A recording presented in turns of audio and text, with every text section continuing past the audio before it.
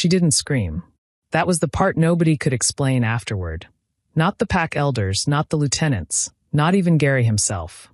A human girl, surrounded by 12 wolves in a torchlit kennel at the edge of the Rockies, tears running silently down her face, gripping a mop handle like it was the only real thing left in the world. And she didn't scream. She just looked at him, this enormous, battle-scarred king who hadn't felt anything in 11 years. And something inside Gary Thompson cracked open like fault lines shifting beneath Denver's foundations. He said 3 words. Words he had sworn on his dead mate's grave he would never say again. And the moment they left his lips, nothing. Not the pack, not the politics, not the war already gathering at the mountain's edge, would ever be the same again. So here is the question that will keep you watching.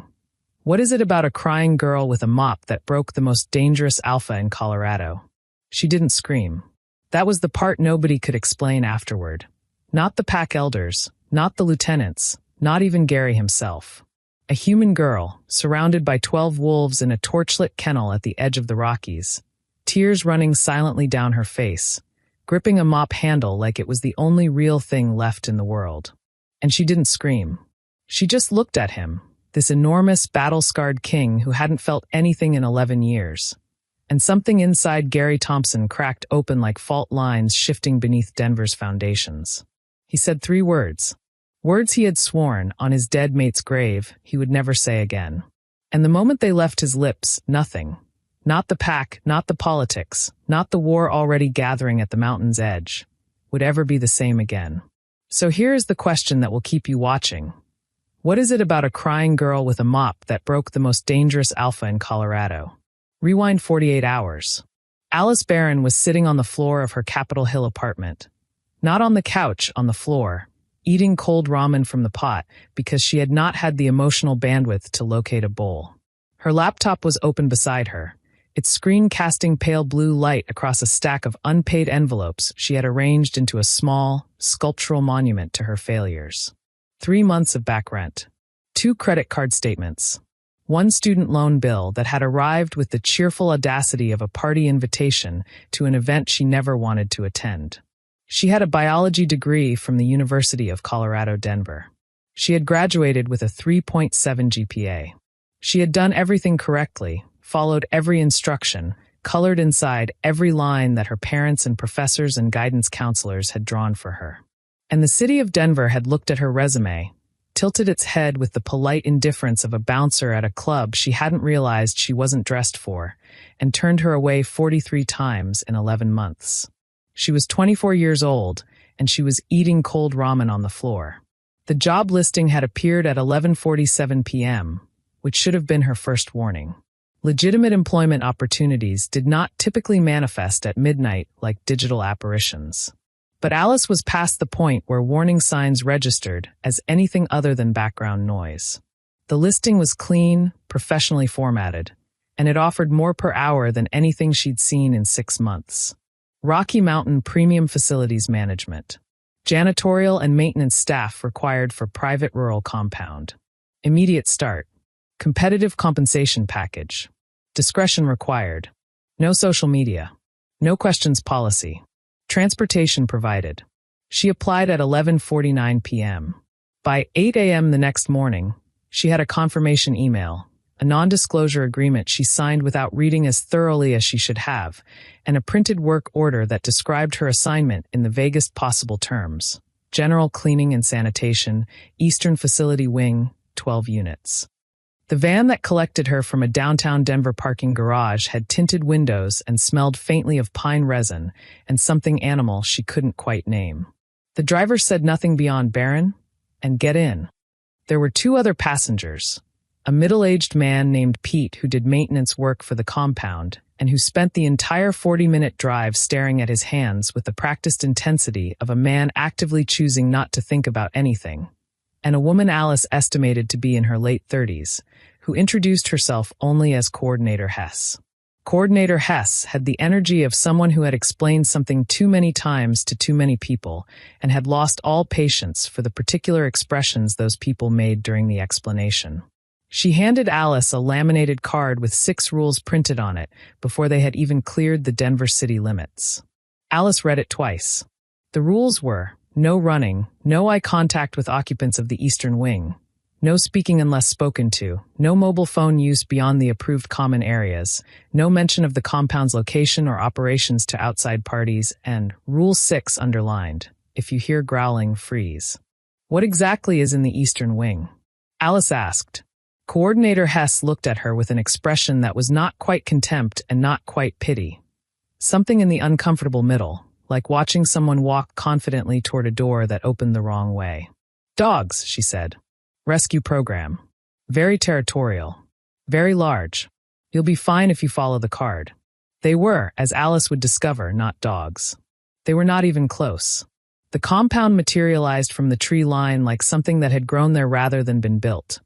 A sprawling complex of dark timber and stone, its perimeter marked by fencing that was significantly more serious than anything you'd put around rescue dogs. The main building was 3 stories of rough-hewn logs and iron fittings, its roofline sharp against the gray October sky, smoke rising from multiple chimneys. There were people moving in the yard, men mostly, uniformly large, uniformly watchful, wearing the easy confidence of those who have never once in their lives needed to calculate whether they could defend themselves in a given situation. Welcome back to the channel, my dear friends. Before we jump further into the story, please take a moment to subscribe, give this video a like, and tell me in the comments which country you're watching from. Your support means the world to me and helps me bring you even more exciting stories. Believe me, you won't want to miss what's coming next. Now, let's dive into the story. They watched Alice's van arrive the way predators watch something new enter their territory. Not with alarm, but with the unhurried assessment of creatures who already know how this ends. Alice signed in at a reception desk staffed by a young woman with amber eyes that caught the light oddly and handed her a key card and a janitorial kit. Mop, bucket, industrial cleaning solution, heavy-duty gloves, without smiling. Eastern wing is through the main hall, 3rd corridor, all the way to the end, she said. You'll hear them before you see them. Don't hesitate at the door. Hesitation makes them nervous. Makes the dogs nervous? Alice said. The receptionist looked at her. Sure, she said. The dogs. The walk through the main hall took Alice past mounted weapons she recognized from history books. Axes, long-handled war hammers, shields with symbols that looked older than the country itself, and tapestries depicting hunt scenes that seemed, the longer she looked, to be depicting hunts where the prey was not entirely animal.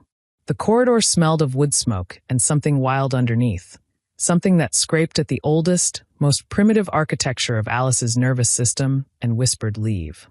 She did not leave.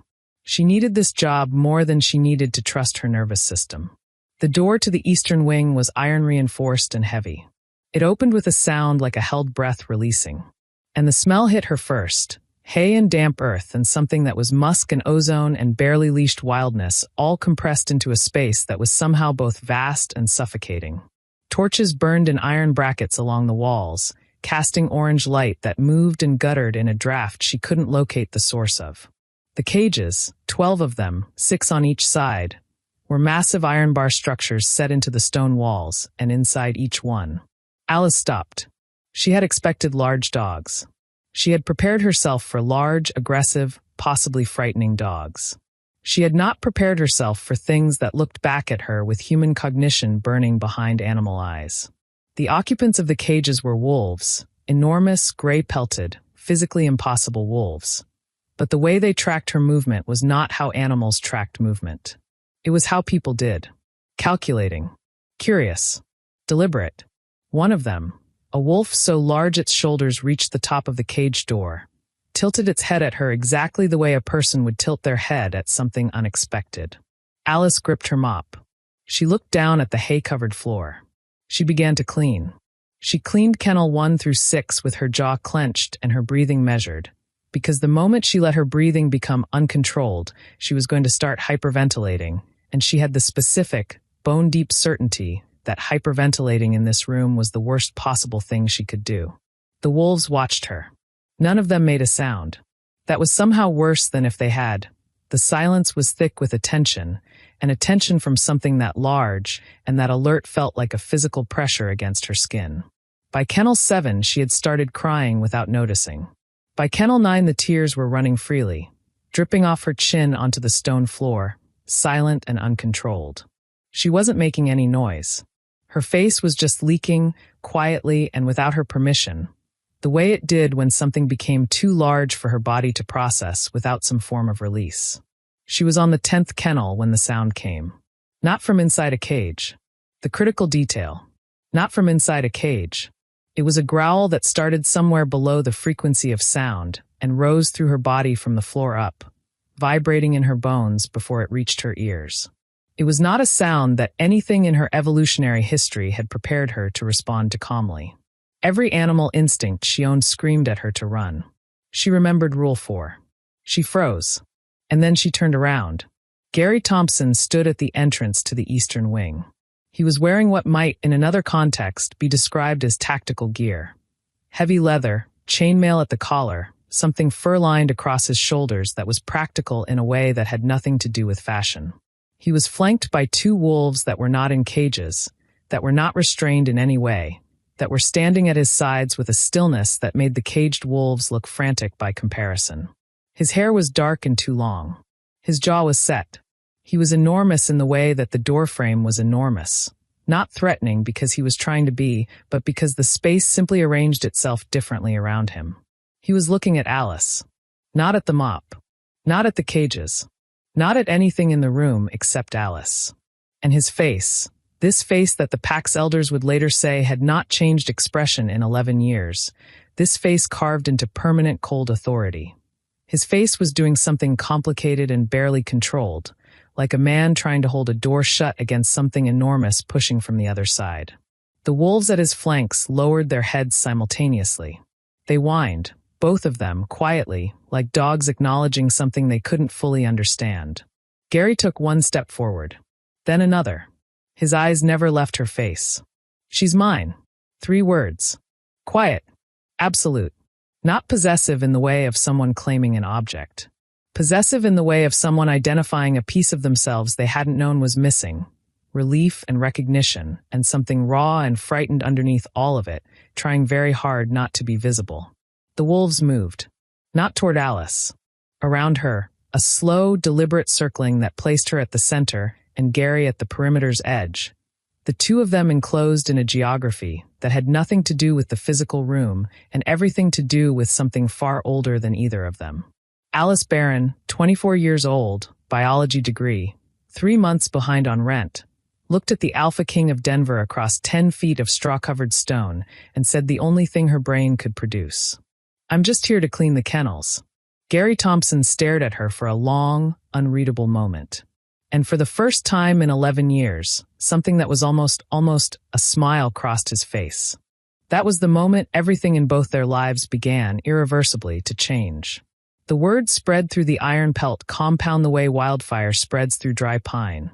Not gradually, not with warning, but in one catastrophic instant that left no part of the landscape untouched. By the time Gary had walked Alice out of the eastern wing, his hand at the small of her back, the 2 unrestrained wolves padding silently behind them like a living escort, there were already people in the main corridor who had stopped moving. Just stopped. Mid-stride, mid-conversation, mid-breath. Staring. The kind of staring that has no politeness left in it because what they were seeing overrode every social instruction they had ever received. The Alpha King of the Iron Pelt Pack was escorting a human woman out of the kennels. His wolves were following her. And his face was doing that thing it hadn't done in 11 years. That barely there thing that the youngest pack members had never seen and the oldest ones recognized with a jolt of something between hope and dread. He was present. Not just physically in the corridor. Gary was always physically present, his body generating its own gravitational field wherever it moved. But present in the way of someone who was actually inside the moment rather than observing it from behind glass. Word reached Lieutenant Dex Harrow before Gary had cleared the second corridor.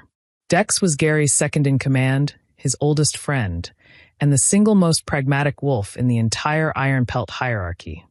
Which meant he was also the first person capable of understanding exactly how catastrophically complicated this was going to become. He set down the border report.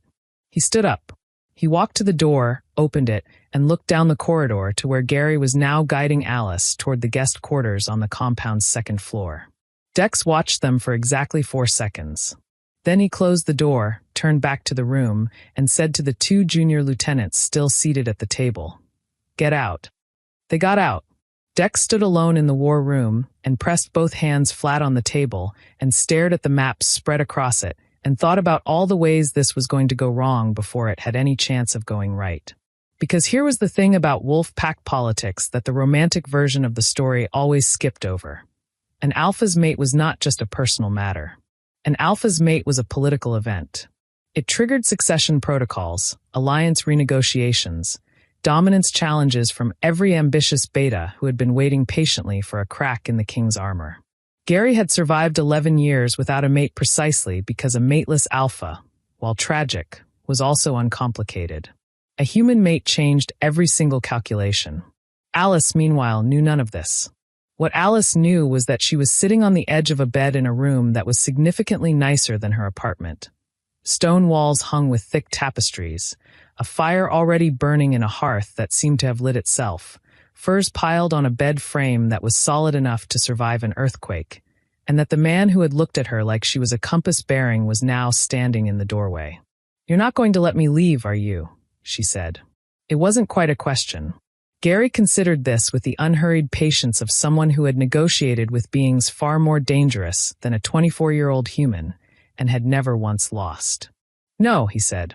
"That's kidnapping. That's a crime. I have rights." "You do," Gary said. "I'll have someone bring you a list of them." "I don't want a list. You're safe here." His voice dropped on the word safe in a way that made it sound less like reassurance and more like a statement of absolute physical law. "Nothing in this compound will harm you. I'll make sure of it. You just said I can't leave." "You can't leave tonight," he said.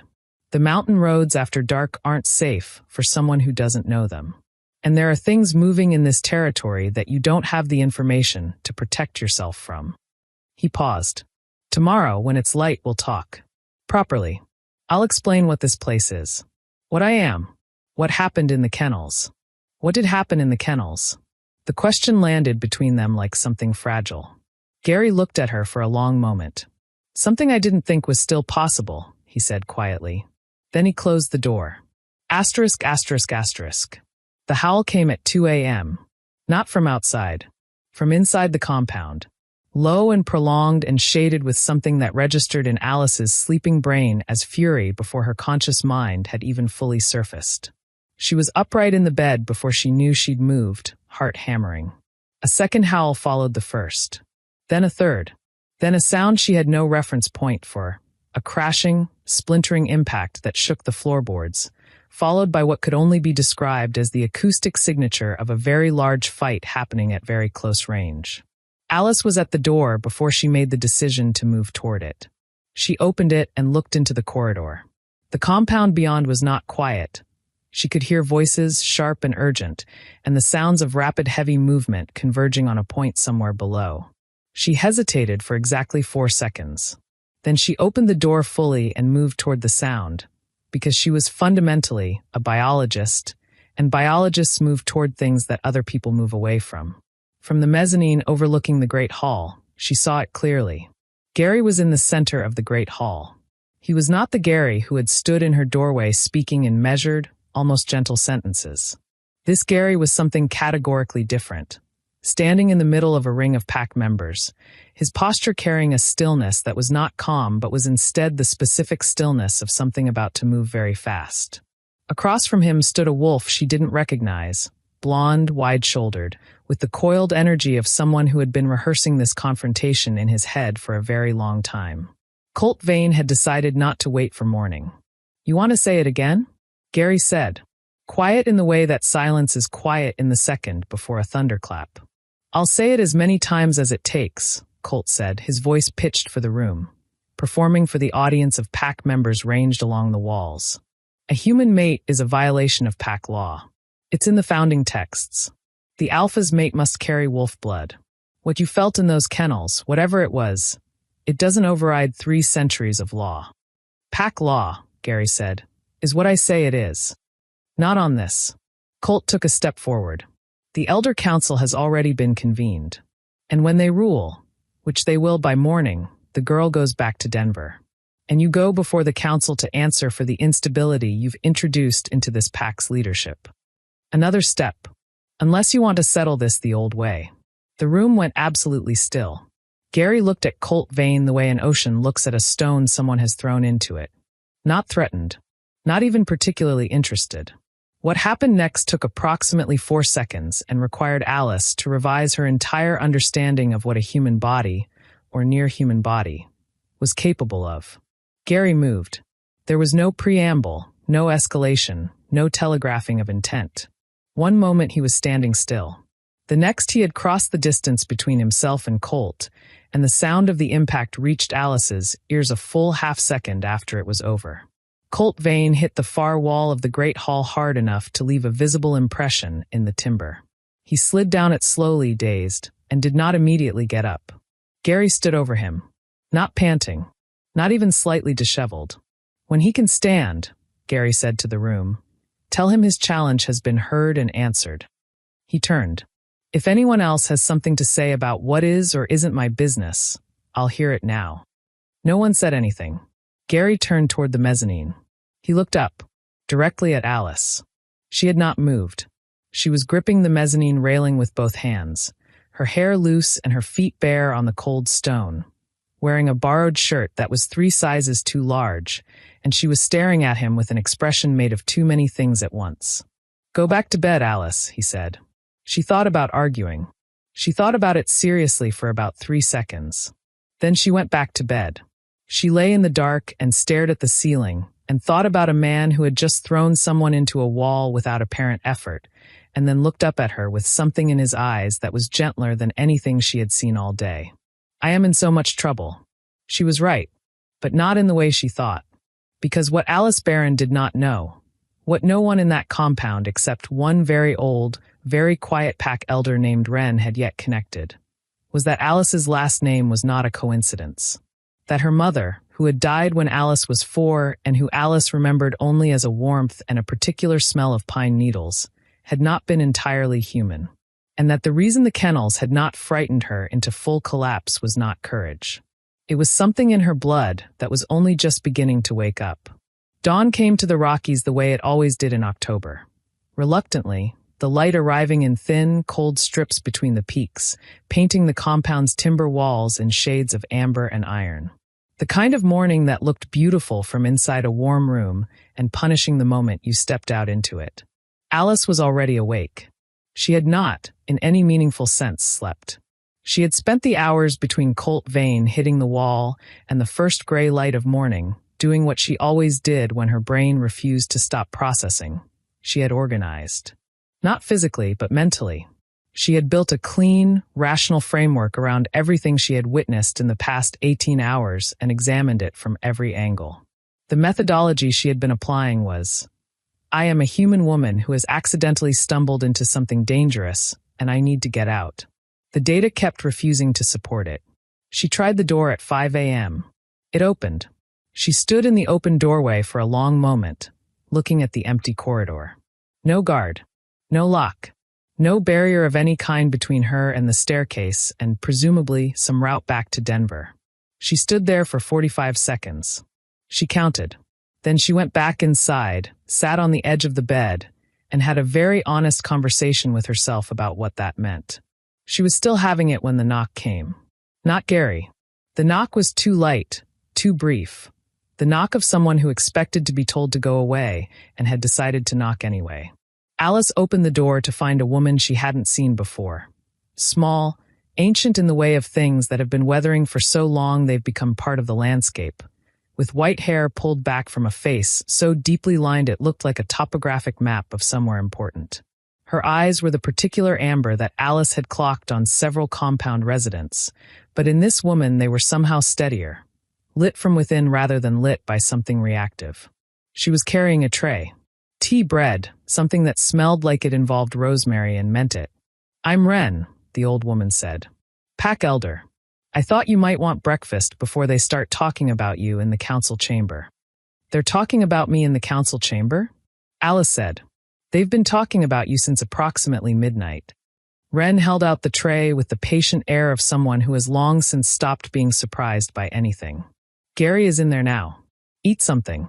You'll want your head clear for what comes next. Alice took the tray. Wren sat in the room's single chair as if she owned it.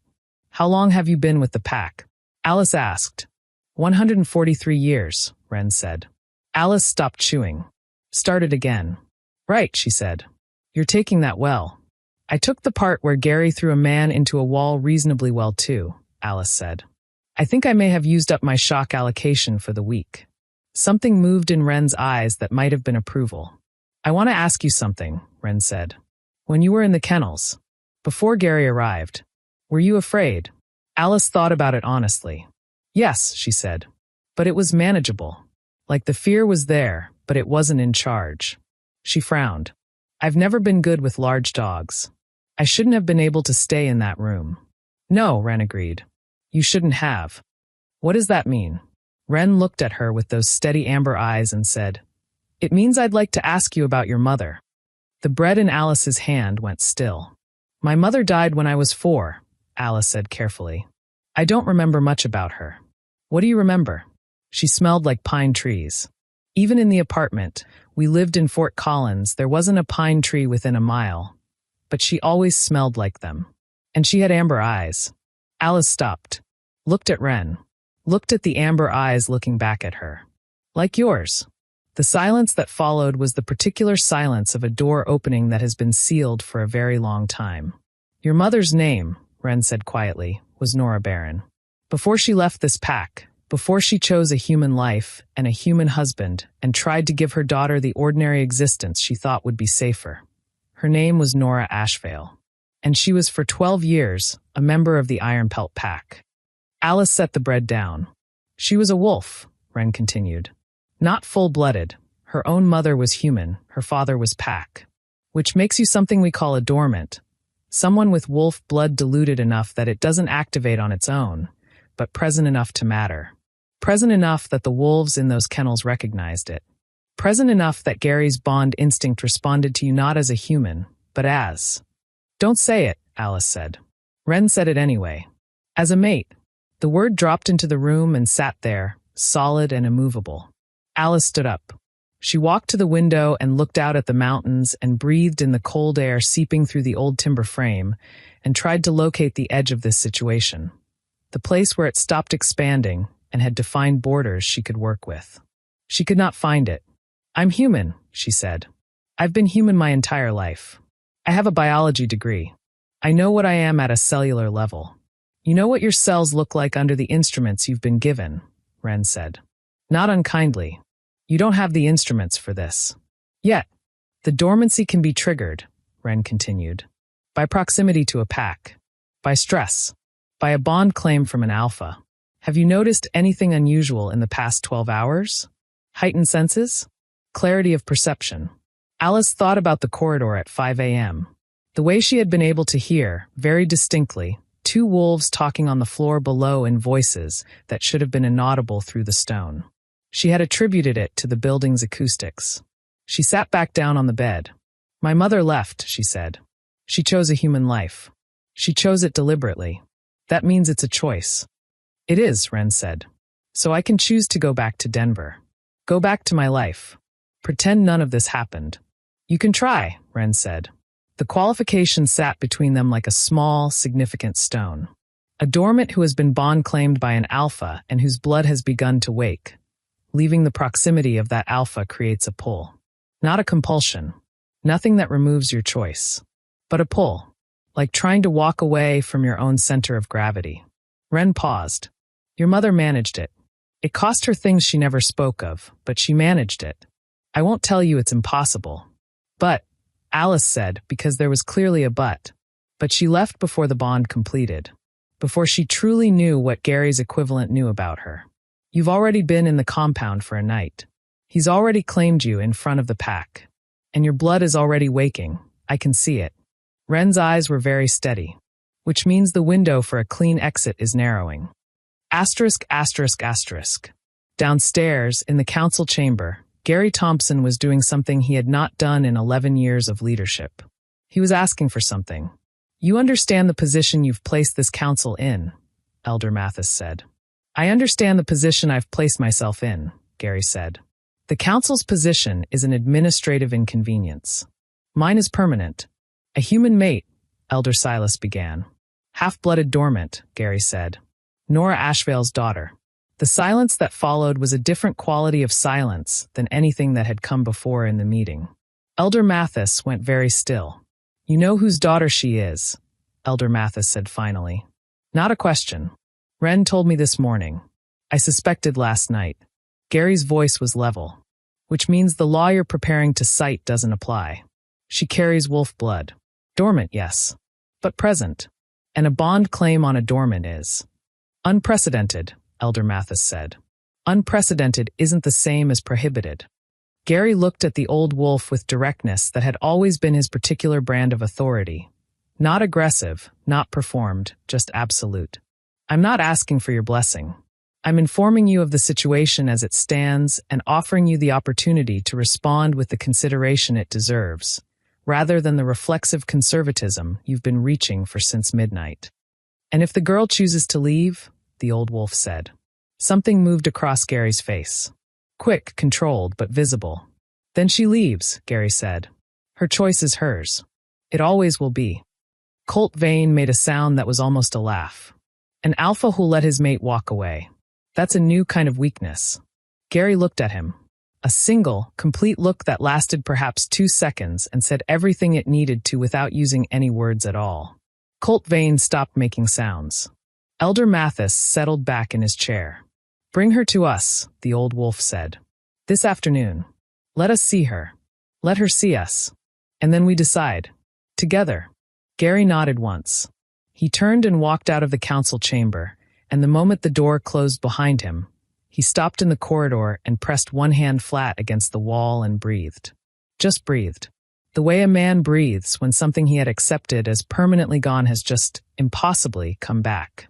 He found Alice sitting on the floor of the corridor outside her room, her knees drawn up, Wren's empty tea tray beside her. She looked up when he appeared at the end of the corridor. He sat down on the floor across from her, which was not something Gary Thompson did. He simply folded himself down onto the cold stone and looked at her at eye level. You sat on the floor, Alice said. You're on the floor, Gary said. I'm on the floor because I'm having a crisis. I know, he said.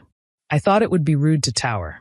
Something crossed Alice's face that was almost, in spite of everything, almost humor. She pressed her lips together and looked at her knees. Wren told me, Alice confirmed. About my mother. About the dormancy. About.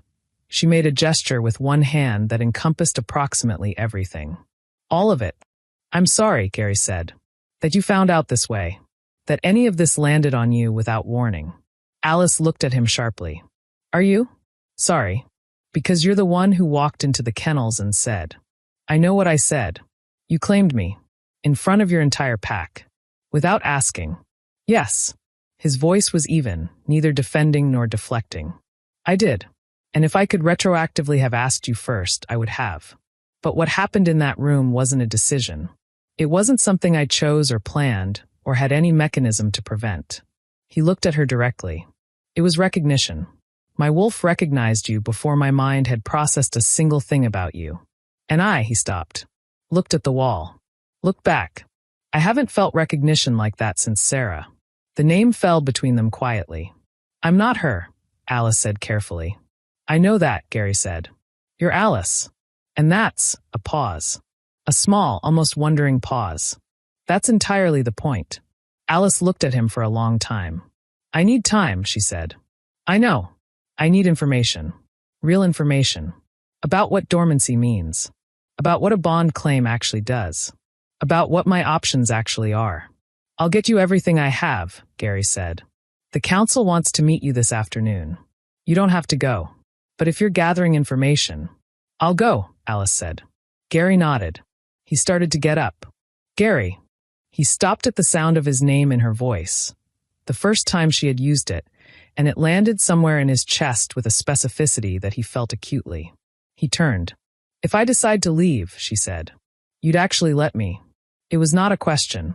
It was a test. Yes, he said. Without hesitation. Without qualification. Alice studied him for one more moment. Then she nodded once and looked back at her knees, and Gary Thompson walked down the corridor with something lodged behind his sternum that it took him the full length of the hallway to identify. It was hope. Tentative, slightly foreign, roughly the size of a coal ember in a very large fireplace. But present. Unmistakably, warmly, terrifyingly present. Asterisk, asterisk, asterisk. What neither of them knew was that the job listing Alice had responded to at 11:47 p.m. on a Tuesday night had not been posted by Rocky Mountain Premium Facilities Management. It had been posted by someone inside the Iron Pelt compound itself. Someone who had known exactly who Alice Barron was. Someone who had known what her blood carried and what it would trigger and had calculated with cold precision that putting her in those kennels on that particular morning when Gary was scheduled to do his monthly inspection was not coincidence. It was architecture. And the question, the one that would unravel everything, was not why Alice had been sent to the kennels. It was who sent her there, and whether they wanted Gary to find his mate, or wanted to use her to destroy him. The Elder Council chamber smelled of centuries. That was the only way Alice could think to describe it as Gary led her through the iron-bound door at the far end of the main hall. Centuries of wood smoke and spilled candle wax and decisions that had altered the trajectory of lives, compressed into stone walls and the specific, undeniable gravity of a room where old things had been decided for a very long time. The 7 elders were seated at their crescent table when she entered. Alice had braced herself for hostility, had catalogued the warnings, the political machinery grinding against her existence in this place, the way Colt Vane had looked at her from the great hall floor last night with something behind his eyes that wasn't merely bruised pride. She had prepared for the meeting the way she prepared for everything she was nervous about, thoroughly, with a complete inventory of worst-case scenarios. She had not prepared for what the 7 elders actually did when she walked in. They went still, not with threat or calculation, with the particular stillness of people who have just seen something that reorganizes the room around it. Elder Mathis, the oldest, the one with eyes that had gone pale silver with age, leaned forward almost imperceptibly, as if he needed to see her from slightly closer to confirm what his instincts were already telling him. The woman to his left, Elder Petra, Wren had told her, the pack's memory keeper, pressed one hand flat to her sternum in a gesture that looked entirely involuntary. Nora's daughter, Elder Petra said. Quietly. Not a question. Not a challenge. The tone of someone recognizing a face they had not expected to see again. Yes, Alice said. Because it was true, and she was done pretending it wasn't. 24 hours in this place had rearranged her relationship with the word human to something more complicated, and she had decided, somewhere between the cold corridor floor and Gary's honest yes, that she was not going to enter this room with anything less than the same directness she'd watched him operate with. You have her eyes, Elder Petra said. Except, she paused. Except they're waking. I can see it. The amber is coming in at the edges. Alice had noticed this herself in the bathroom mirror that morning. A thin ring of amber light at the outer edge of her brown irises, subtle enough that a stranger wouldn't catch it. She had stared at it for a long time.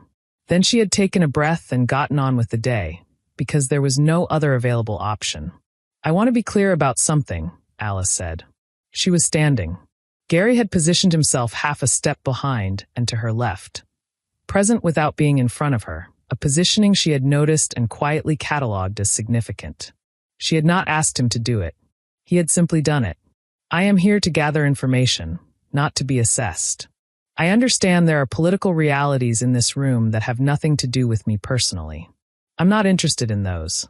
I'm interested in understanding what I am, what is happening to me, and what my choices actually consist of. If those are also your interests, we can have a useful conversation. If they're not, I'd rather know now. The silence that followed this was the kind that precedes a weather change. Elder Mathis looked at her for a long moment. Then he looked at Gary. Then he looked back at Alice. Sit down, child, he said. And the word child in his mouth carried no diminishment. Only the weight of 160 years looking at someone standing at the beginning of a very long road. We have a great deal to tell you. They told her about the Ashvale line. Her mother's bloodline, 3 generations of half-blooded wolves who had threaded in and out of pack life with varying degrees of success. They told her about dormancy, how it worked, what triggered it, what the awakening would feel like physically. Elder Petra produced, from somewhere in the folds of her clothing, a small leather journal with Nora Ashvale's name pressed into the cover. A record the elder had kept of Alice's mother during her 12 years in the pack, which she set on the table and slid toward Alice with a deliberateness that made clear it was a gift. Alice touched the cover and did not open it. Not yet. Some things required a private room and more than 20 minutes of emotional preparation. They told her about the bond, what Gary's claim meant at a biological and spiritual level, how it differed from a human declaration of feeling, why it was not, as Wren had been careful to clarify, something that overrode her will. It creates a resonance, Elder Mathis said, a frequency between two specific people. Whether you choose to listen to it, whether you choose to build something on it, that is always, without exception, yours to decide. What they did not tell her, what Alice noticed was conspicuously absent from the very thorough briefing, was anything about who had engineered her presence here. She waited until the end. The job listing, she said. Rocky Mountain Premium Facilities Management. I've been doing a lot of thinking since last night, and there's a problem with the timeline. Coordinator Hess had an NDA ready for me to sign before I'd even asked a single question about the role. The listing appeared at midnight. My confirmation came before 8 a.m. She looked around the table. Someone knew I was applying. Someone was waiting for me to apply, which means someone posted that listing knowing I would see it, knowing what I was, and specifically wanting me in those kennels on that morning. The chamber went very quiet. Gary, behind her left shoulder, went very still in the way she was beginning to recognize. Not passive stillness, but the coiled, focused stillness of something that had just received information it was processing at speed. Elder Mathis's pale eyes moved to Elder Petra. Then to the elder on his right, a man named Rook who had said nothing in the entire meeting and whose silence, Alice was now revising, had not been the silence of disengagement. You've identified the correct question, Elder Mathis said carefully. Then give me the correct answer. It was Gary who spoke from behind her. His voice was quiet, but it had a quality she hadn't heard from him before. A cold, clean precision that she suspected was what he sounded like in the moments before things became very serious. We believe the listing was posted by someone within the compound who had access to Nora Ashvale's personnel records. Someone who knew Alice existed. We do not yet know whether their intention was. Whether it was to give Gary his mate, Alice said, completing it, or to give his enemies a weapon to use against him. Yes, Gary said. Alice sat with this for a moment. Then she asked the question that had been sitting at the bottom of everything since Wren's visit that morning. Does it matter? To you, regardless of how I got here. Does the answer to that question change anything about what you feel? She was not looking at Gary. She was looking at the table. But she heard him move, heard the sound of him coming around to her side of the table, and then he was in her sight line, not looming over her, but crouched down to her level with the same instinct that had put him on the corridor floor that morning, and she looked at him. No, he said. Simply. Completely. It doesn't change anything. Elder Mathis cleared his throat with the tactful timing of a very old man who understood the moment he was in.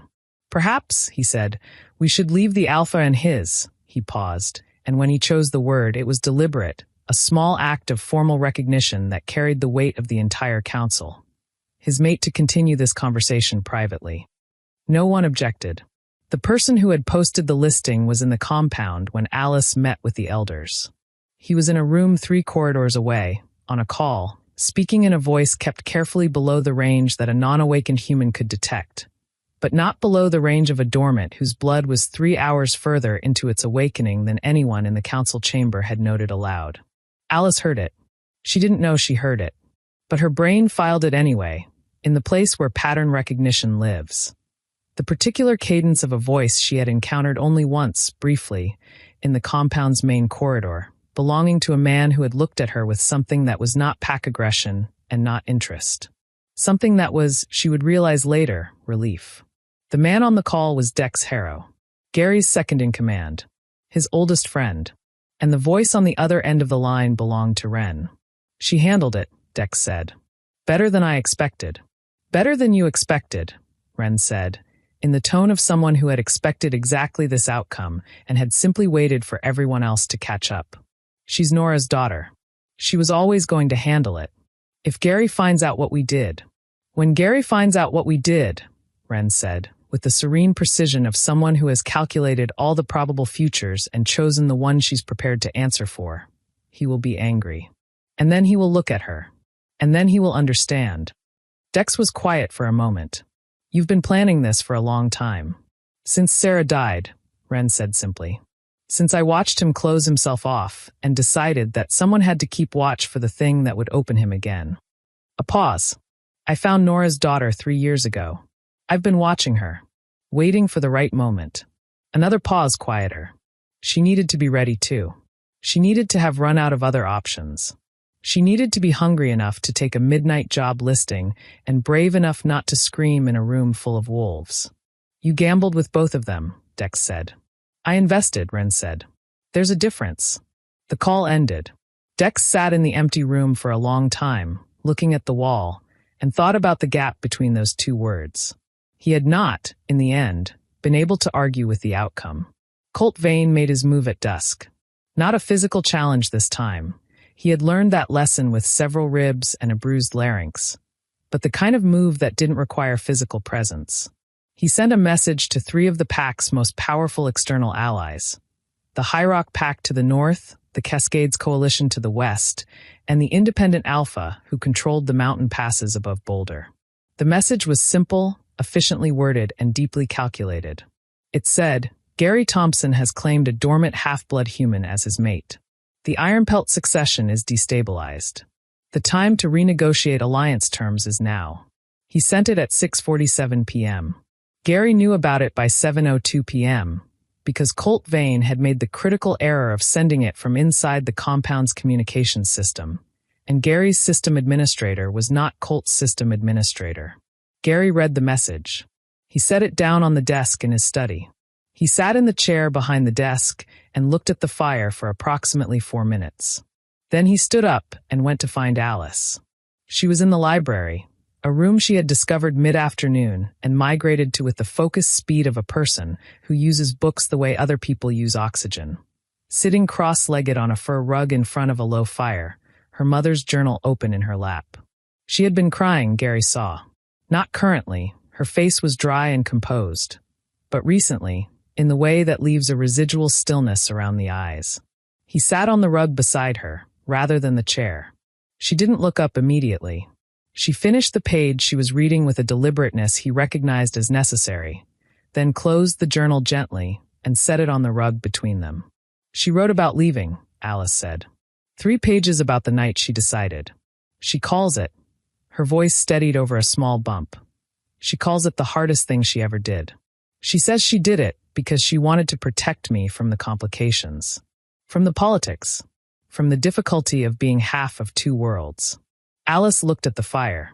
She was wrong about one thing. What was that? Gary asked. She thought being fully in 1 world was simpler than being half in 2. Alice turned the journal over in her hands. But she was alone the whole time. That's not simpler. That's just quieter. Gary was quiet for a moment. Then, I need to tell you something. He told her about Colt's message. All of it, directly, without softening the operational implications. He watched her process it, watched the familiar machinery of her analytical mind take the information and run it through, the slight tightening around her eyes that meant she was building a framework. So my being here has handed your enemies an argument, she said. Colt was going to find an argument. He's been looking for one for 3 years. Gary's voice was even. You're not the cause of this. You're the occasion. There's a difference. What are you going to do? I'm going to respond to all 3 allies by morning. Directly, personally, with an account of who you are and what you carry and what a bond claim between an alpha and a dormant actually means for succession stability. He paused. The truth is a better argument than they're expecting. Most of them have dormant bloodlines in their own packs.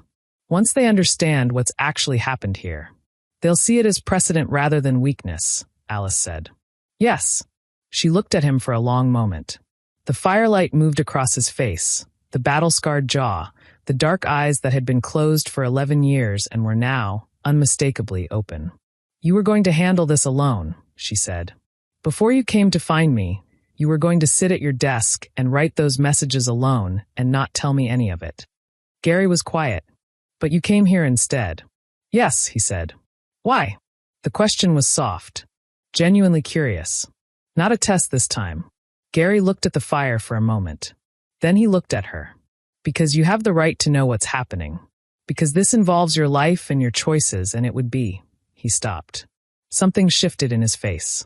It would be wrong to protect you from information that concerns you, even if the information is difficult. You've shown me, in approximately 24 hours, that you can handle difficult. Alice looked down at her mother's journal.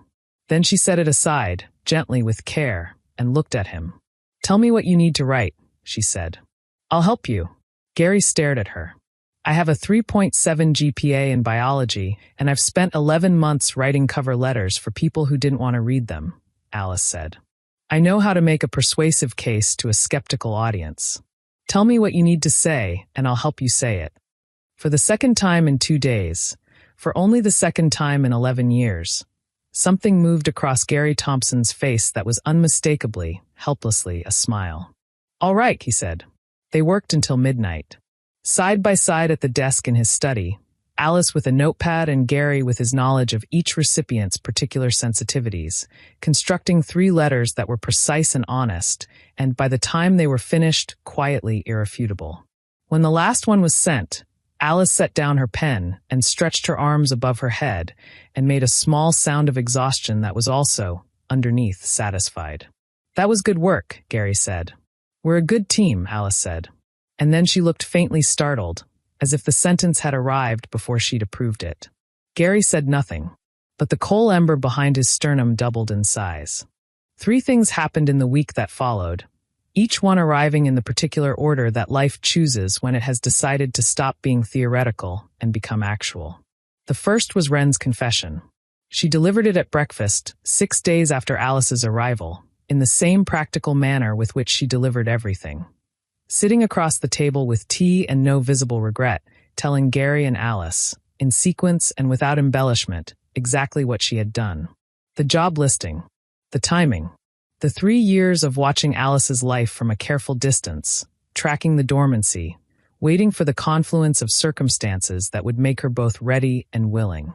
The precise calculation of Gary's monthly Eastern Wing inspection against Alice's application window. Gary listened to all of it without speaking. Alice, beside him, listened with her hand wrapped around her mug and her expression doing the quiet, thorough processing that Gary had come to recognize as her version of very strong feeling. When Wren finished, the kitchen was silent for a long moment. You've been watching my daughter for 3 years, Alice said. Yes, Wren said, without telling her she had packed blood. Yes. Wren's voice was steady. I debated it. Many times. I concluded that telling her without context, without the bond, without Gary, without the pack, would have given her information she couldn't use and a grief she'd have to carry alone. Her mother had already left her that. I chose to wait for the moment when the information would arrive alongside everything it meant. Alice was quiet for a long moment. Gary, watching her, did not speak. This was, he had learned in 6 days, a thing Alice needed, space to process without someone filling the space for her. I'm angry, Alice said finally. I want to be clear about that. What you did took away my ability to make this choice with full information from the start. I know, Wren said. And I also, Alice stopped. Started again. I also understand why you did it. I don't like that I understand it. But I do. She set down her mug. My mother was alone her whole life because she tried to protect me from something that turned out to be the exact thing I needed. She looked at Wren. You were trying to make sure I didn't do the same thing she did. Yes, Wren said quietly. It still wasn't your choice to make. No, Wren agreed. It wasn't. I made it anyway. I will answer for that, to you and to Gary both, for as long as it takes.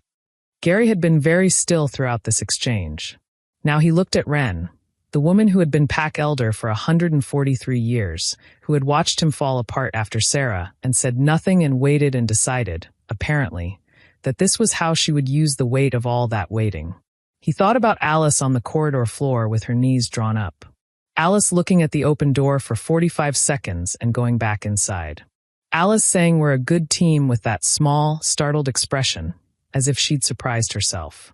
You were right, he said to Wren. About her. Ren said nothing, but something in her ancient face eased. Not vindication, but the quiet settling of a very long vigil finally stood down. You were still wrong to do it without telling either of us, Gary added. Don't do it again. No, Ren said. I don't imagine I'll need to. The second thing was Colt Vane's departure. It came the morning after the 3 allied packs responded to Gary's letters. All 3 of them, within 12 hours of sending, with responses that ranged from measured acknowledgement to genuine interest. The High Rock Alpha, whose own daughter carried dormant blood, wrote back at length. The Cascades Coalition confirmed their alliance terms unchanged. The independent Boulder Alpha sent a single sentence that said more than a paragraph. I wondered when this would happen. Colt had watched the responses come in from a position of diminishing ground, his political calculation having failed at the point he'd been most confident it would succeed. He had placed his bet on the Allies moving against Gary.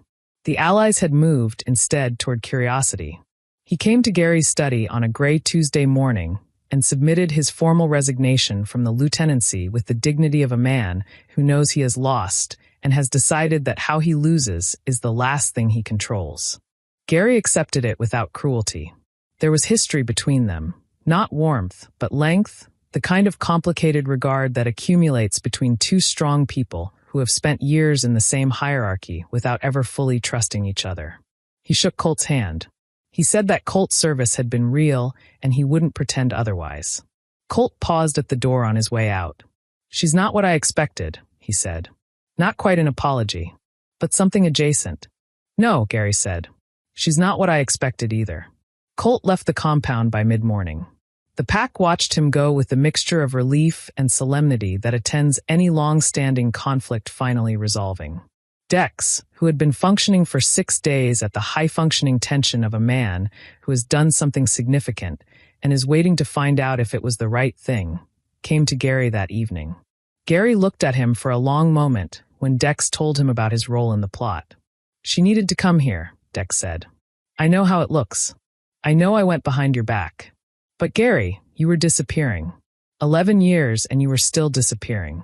I wasn't going to watch that happen if there was something I could do about it. Gary was quiet. Are you angry? Yes, Gary said. And I'm going to stay angry about it for probably 2 weeks. And then, he stopped, looked at the fire. And then I'm going to be grateful for the rest of my life. And I'd prefer you knew that now rather than waiting for the 2 weeks to be over. Dex, who had known Gary for 30 years and had seen him express something approximating this level of emotional honesty approximately twice in that time, sat down heavily in the nearest chair. She did that to you, he said. Not accusingly. With something like wonder. Yes, Gary said. In 6 days. In about 30 seconds, Gary said. In a kennel with a mop. The third thing was the snowstorm. It arrived on a Thursday, earlier than expected, rolling down from the high peaks in the late afternoon with the indifferent ambition of Rocky Mountain weather in October. By dinner the compound was sealed in white, the tree line invisible behind gray curtains of falling snow, the mountain roads impassable until morning. Alice stood at the window of the library. Her library now, in the way that spaces become yours when you have spent enough consecutive hours in them, and watched it come in, her mother's journal in her hands. She had read it 3 times by that point. The anger had moved through her and deposited something more complicated in its place. A tender, aching understanding of a woman who had loved her daughter so much she had tried to simplify the world for her, and had succeeded only in making it lonelier. She heard Gary before she saw him. She could do that now, hear him from further away than made physical sense. The dormancy continuing its quiet work, and she turned when he came through the door. He had 2 mugs. He handed her one without preamble. He stood beside her at the window and looked at the snow. They stood like that for a while. It was not an uncomfortable silence. It was the silence of 2 people who have spent a week learning each other's rhythms and have reached the point where the silence means something rather than nothing. I want to stay, Alice said. Gary went very still. Not because of the bond pull, she said. I've been thinking about that specifically. I tried to untangle it. What's the dormancy responding, and what's actually me? And I think, she turned the mug in her hands. I think the dormancy is responding to something that was always true. I think I would have ended up here even without it. Given enough time. given different circumstances. She paused. I think I'd have found my way to this window eventually. Gary set his mug on the windowsill. He turned to face her. The snow behind him was thick and white, and the library fire was at her back, and she was standing in the warmth of it and looking at him. And he looked like... She did not have the word for it in the moment. She found it later. He looked like someone who had just been told a sentence he had stopped believing would ever be finished. Alice, he said. I know it's fast, she said. I know it's complicated. I know there's a pack in politics and... I know all that, he said. He stopped. Something moved through his face. Not the controlled, careful something she'd watched him manage all week, but the thing beneath it, the thing the door had been held against for 11 years. I want you to be sure. I've never been less sure of anything in my life, Alice said honestly. I also want to stay. The laugh that came out of Gary Thompson surprised both of them. Brief and genuine, and carrying the specific texture of a sound that hasn't been made in a very long time and has therefore forgotten how. He pressed one hand over his mouth as if he could take it back. He couldn't. Alice stared at him. Then she started laughing too, quietly, her forehead dropping forward, and he caught her. His hand at the back of her head, her forehead against his chest, both of them laughing at nothing and everything and the completely unreasonable fact of how they had arrived here. When it subsided, she didn't step back. He didn't let go. I've been trying to be careful with you, he said into her hair. His voice was different in this register, quieter, stripped of the alpha authority, just Gary. I've been trying not to move too fast or want too much or... I noticed, she said. It was, she paused. It was very considerate. You can stop now. His arms tightened around her. Outside, the snow continued its absolute and comprehensive work on the world. Erasing roads, silencing the tree line, making the mountain a white country with no borders and no clocks. I need to tell you something, Gary said. Tell me. When I said she's mine in the kennels, he stopped. She could feel the pause in his chest. What I meant, what my wolf knew before my mind did, was not that you belonged to me. It was that I belonged to you. A beat. There's a difference. Alice was quiet for a moment. She thought about her mother's journal, the 3 pages on leaving. She thought about a job listing at 11:47 p.m. and a mop and 12 wolves watching with human eyes and Rule 6 underlined. She thought about 45 seconds in an open doorway counting. I know, she said. I know there's a difference. She pulled back just enough to look at him. His face was open in a way that must have cost him something. All that controlled authority set down, this close, this visible. His eyes were very dark and very present and entirely focused on her. She reached up and set one hand against his jaw. He closed his eyes for a moment at the contact, briefly and involuntarily, the way someone does when something they've been careful around finally makes contact. Gary, she said. Alice, he said. I'm going to need a real job. With the pack. Not janitorial. He opened his eyes. We have a compound naturalist position that has been vacant for 4 years. A what? We're a pack of partially shifting wolves living in a protected mountain habitat, he said, with the absolute straight-faced precision she had come to adore. We have significant ecological management needs. Alice stared at him. You need a biologist.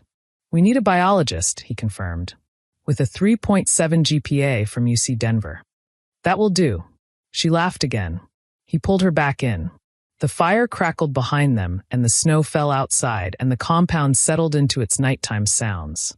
The low movement of the pack, distant voices in the corridors, the particular harmonic quality of a place where people feel safe. Later, much later, when the fire had burned down and the mugs had gone cold, and they were still standing at the window watching the snow in a silence that had by now become something she thought she could live inside indefinitely, Gary said her name very quietly. Alice said.